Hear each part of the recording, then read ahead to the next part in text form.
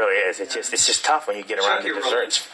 Hey, I just talked to you a few months ago, and I told you that you so impressed me with The Departed, your best work to date, and then this is this is 10 times better than your work in the other one, and I'm not anything against that work, but thank you, once again outdid yourself. Thank you very much. And here's the thing, I'm a film critic. I am so excited to tell people about this movie, and I can't wait. And I was wondering, after you know that you did something good here, are you a little bit excited to talk about it, to let people see it, or I don't know? I'm very excited to let people see this movie. I mean, to me, I think there are a lot of great performances in this movie, but I've never been a part of a movie that had a sort of social message like this on such a grand scale, and it needed to be the combination of both of those things, to get people into the audience, to have an entertaining film that had a great, had great two central characters, but also had told us something about the world we live in. I mean,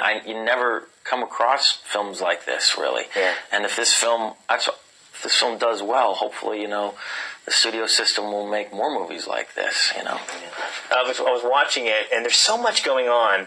I was wondering whether you took it because of the juicy role, or maybe you just needed to get into shape real quick, because you're running and moving constantly in this film. Yeah, it took a lot of... I wanted to go to Africa, certainly, way before the filming started, because, I mean, this not only the African landscape to get accustomed to, but the people there, and the military background, but this accent, playing a man from South Africa, from Rhodesia, or modern-day Zimbabwe, it was completely alien to me, and something, that I was completely unused to. So I had to kind of immerse myself in the culture there, meet a lot of these real guys, go out drinking with them, and, do some of these military exercises, because I was pretty petrified before the film started as to how I would approach an accent that I couldn't even identify if somebody was speaking to me in it, It was one of the best accents I've heard on screen, too, because you could have blown it, just with the accent, you know what I mean? So, and I was talking to Jennifer about the little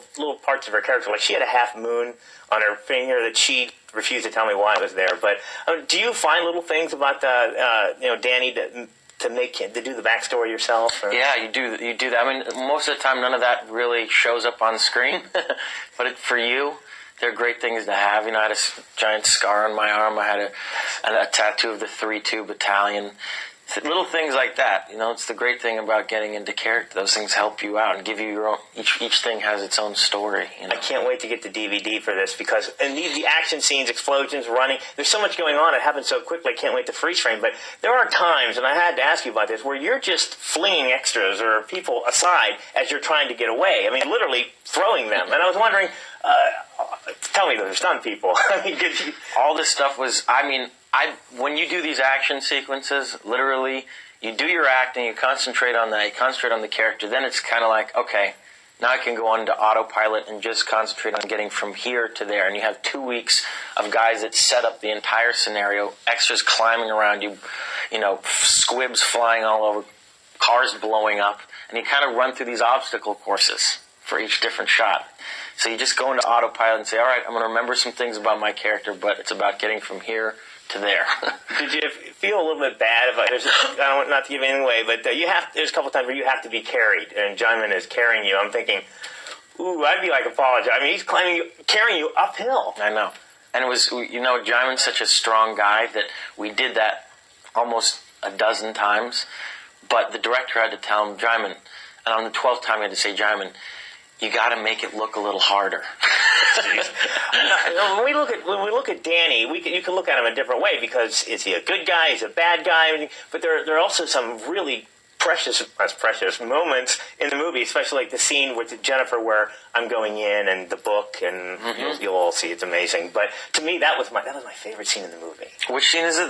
When he tells Maddie that he's going in and he gives her what she's looking for. Right. There's a little bit of a thing going on. We actually see the heart and soul of Danny. I think that's the thing that I said to Ed very early on about the characters, that this guy's in a state of denial throughout the entire movie, a denial to feel anything about the place that he's from, about the people that live in the place that he's from Africa. He doesn't want to be emotionally affected.